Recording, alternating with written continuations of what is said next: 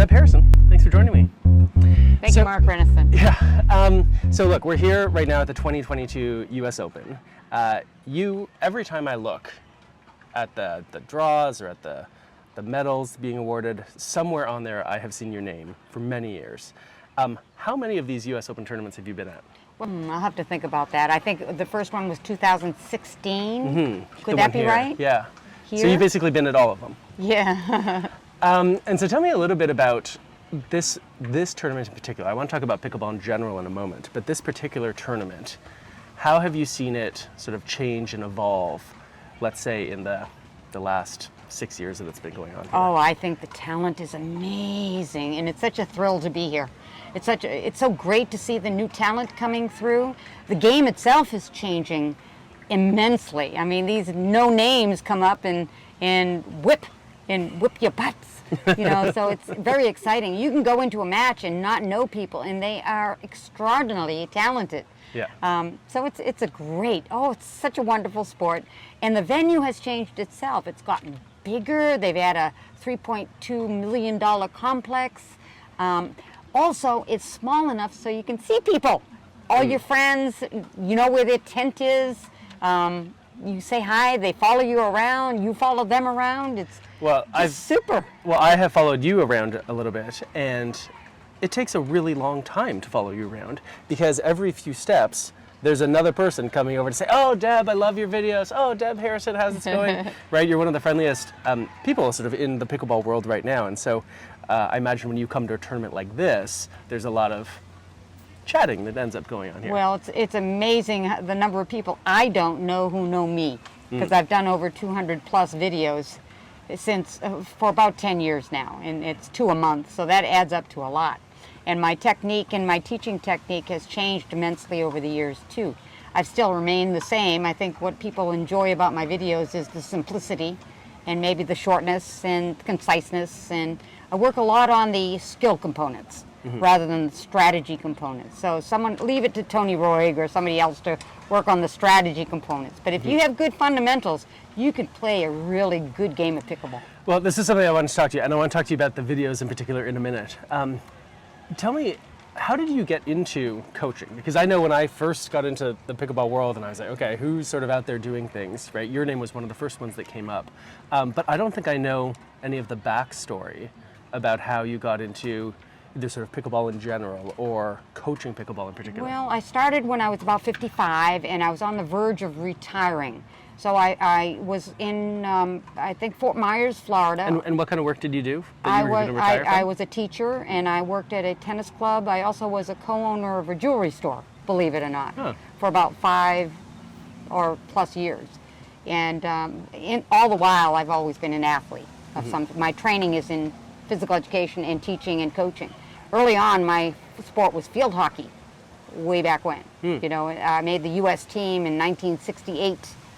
And carried on, and I've just always loved the sports, you know. So then I got into tennis club, and I found pickleball in Fort Myers in one court, and said I have to go someplace where they have a little bit more challenging pickleball. So I went to the Villages, where they had 70 courts at the time, and now they have 240 courts right now. So.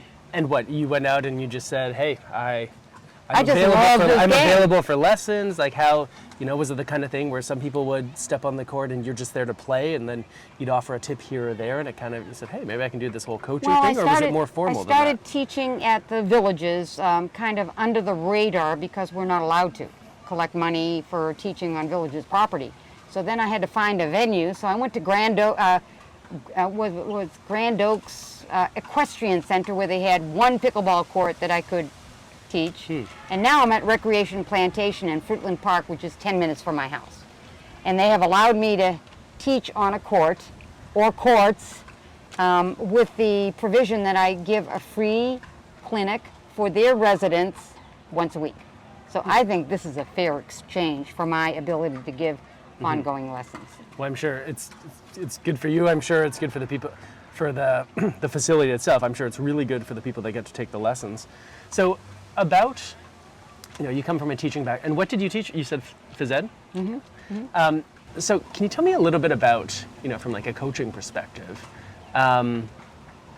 sort of like, what are your priorities? What's your mindset? What's your methodology, right? If someone was to describe, like, what is Deb Harrison like as a coach, or maybe they know you better, as you said, from the videos, Pickleball Deb, what is she like as a coach? What's her style like? Like, how would you either describe it yourself or hope that other people describe it? My style is soft, gentle, not militaristic, not my way or the highway, not my highway or the highway. You got to find your own way. And I first of all ask a student or a group, what's on your mind? What's your issues? And let's target them. You know, it might be anything. It might be keeping the ball down, it might be hitting the ball hard, and you need all of this. The big thing is third shot drop. You know, a lot of people want that, especially the 3-0, 3-5, 4-0 levels. But I go with the group, the person, and I've got enough background that I can just tailor it to the lesson. If I have a beginner, I focus on 4 things. I focus on their ability to volley. I start with that. Then I go to return of serve and serve. If they can do all those 3 things, they can play the game of pickleball. They do not need to dink, but they do need to do all those 3 things. And they can have a great time playing this game. So I'm fascinated how quickly you answered that question, what is your style? And you said soft or gentle. I'm really interested in that. Can you say more about like what that means, what that looks like? What are some of the markers, if I was out there watching you teaching a private lesson or a group lesson or whatever it is, that would say, oh, this is what she means by gentle or soft. Can you say more about that? Okay, for example, if someone says, I want to improve my volleying ability, well, I'm very capable of putting the ball on their paddle where they want it, whenever they want it, you know, with control. So it's cooperative, and then I'll say, okay, you know, change this, change that, get your ready position this way, that way, and we'll do it until they get it.